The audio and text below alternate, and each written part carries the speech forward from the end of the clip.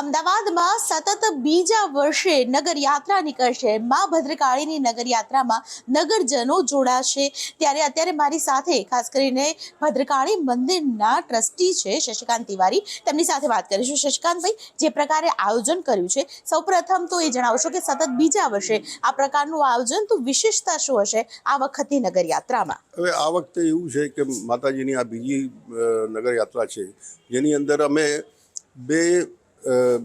અમદાવાદના બે રાયપુર અને ખાડિયાની અંદર ઉમેર્યા છે। પહેલાં જે નગરયાત્રા હતી એમાં લગભગ 2 થી 2.5 કિલોમીટરનું અંતર આપણે વધાર્યો છે અને સમય પણ એના કારણે 1-8 કલાક વધશે। બીજી એક વિશેષતા એ છે કે આ વર્ષે અમે માતાજીની ચલિત મૂર્તિની પણ એ નગરયાત્રાની અંદર મૂકવાના છીએ। ચલિત મૂર્તિ જે છે તે બેંગ્લોરથી બનાવવામાં આવી છે, લગભગ 1 મહિનાથી એ તૈયાર થઈ રહી છે અને અઠવાડિયાનો એનો પાછો અહીંયા અમદાવાદમાં રહીને એના ઉપર મીનાકારી કાર્યક્રમ અમદાવાદના કારીગરો કરશે। અચ્છા, અને તે ચલિત મૂર્તિ છે તે નગરયાત્રામાં લઈ જવા માટેની છે? હા, કેમ કારણ કે એવું હોય છે કે મૂર્તિ જ્યારે માતાજીને સ્થાપિત થાય એની સ્થાપના પણ અહીંયા કરવામાં આવશે। 18 તારીખે 18 ફેબ્રુઆરીએ એ મૂર્તિની સ્થાપના અહીંયા માતાજીની સામે કરવામાં આવશે। એનો આખો જે રિચ્યુઅલ્સ છે એ પ્રમાણે કરીને 4 કલાકનો સમય લાગશે એની અંદર, અને એની અંદર માતાજીનો જે ઓરા છે તે એની અંદર સ્થાપિત કરવામાં આવશે અને એ જ મૂર્તિને પછી આખા અમદાવાદમાં અમે દર્શન માટે મૂકીશું। અચ્છા, નગરયાત્રા માટે ખાસ કરીને વિશેષ આયોજન કરવામાં આવ્યું છે, આમંત્રણ કોને કોને આપવામાં આવ્યું છે? આ વખતે આમંત્રણ વડાપ્રધાનશ્રીને આપેલું છે, માનનીય ગૃહપ્રધાન જે સેન્ટર સાહેબ અમિતભાઈ શાહને આપેલ છે, અને એવી રીતે સંસ્કૃતિ મંત્રીશ્રીને પણ અમે આ વખતે આમંત્રણ આપેલ છે।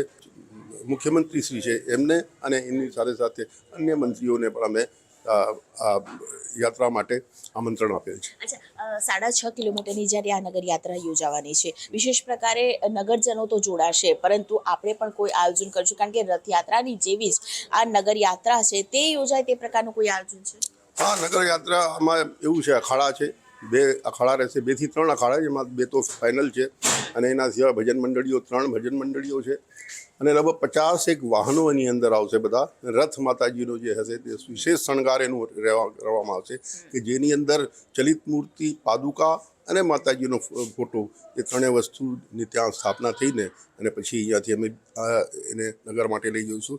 હવે એક એ પણ છે વિશેષતા કે માતાજીની જ્યારે અહીંયાથી મૂર્તિ લઈ જવામાં રથ સુધી આવશે ત્યારે એને ડોલીમાં અમે ઉપાડીને ડોલીમાં ઉપાડીને આ જે કમ્પાઉન્ડ છે, આ જે પરિસર છે, એનો એક પ્રદક્ષિણા કરી અને માતાજીનો જે પંજો છે અહીંયા ત્યાં આરતી ઉતારીને પછી અમે એને સ્થાપિત રથ પર કરીશું। બિલકુલ, નગરજનો છે તે બસ રાહ જોઈ રહ્યા છે, આતુરતાથી રાહ જોઈ રહ્યા છે કે ક્યારે ખાસ કરીને આ દિવસ આવે। 26મી ફેબ્રુઆરીનો એ દિવસ છે કે જ્યારે નગરજનો છે તે નગરયાત્રામાં જોડાશે। મા ભદ્રકાળીની આ નગરયાત્રા જેને બીજું વર્ષ છે તે દરમિયાન ખાસ કરીને યોજવામાં આવશે, પરંતુ તેની સાથે સૌથી મહત્વની વાત એ છે કે નગરયાત્રામાં જ્યારે જન જોડાશે ત્યારે કહેશે મા ભદ્રકાળી।